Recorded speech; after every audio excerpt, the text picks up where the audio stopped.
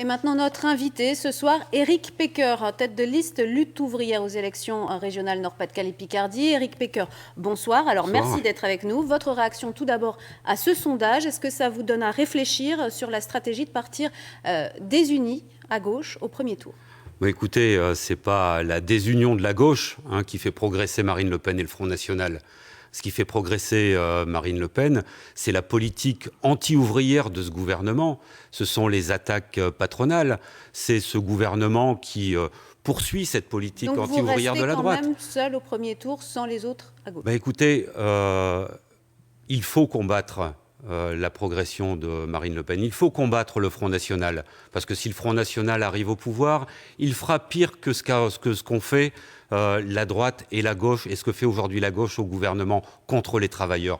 Et dans ces élections, justement, il faut que le camp des travailleurs puisse s'exprimer. Alors justement, il faut que le monde du travail dise tout le mal qu'il pense de ce gouvernement et combatte ce gouvernement. Éric Pecker, justement, en 2010, vous avez recueilli 1,44% des suffrages. Oui. Votre objectif pour 2015, quel est-il? Et au second tour, quelle serait votre position?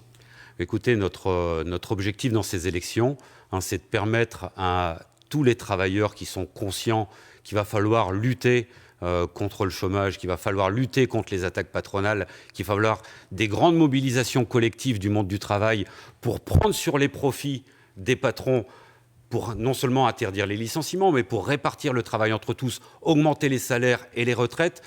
C'est pour permettre au monde du travail de s'exprimer.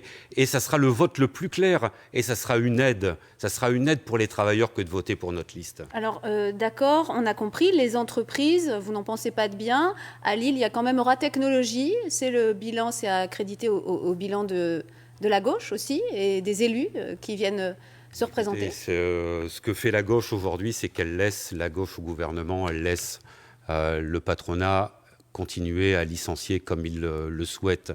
Alors, dans la région, ils font ce que les gouvernements de droite et de gauche ont fait depuis des années, c'est-à-dire donner de l'argent au patronat.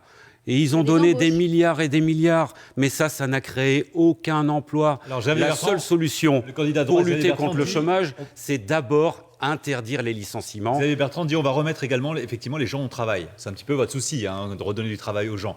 Il dit la même chose que vous finalement. Mais ils mettent les gens au chômage et ils laissent les patrons licenciés. Alors il faudra lutter. Et là, on pourra le dire dans ces élections.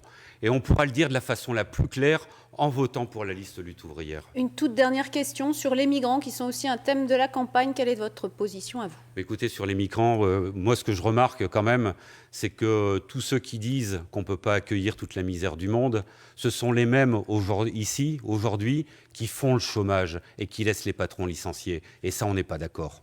Merci beaucoup, Éric Pecker, d'avoir été avec nous ce soir.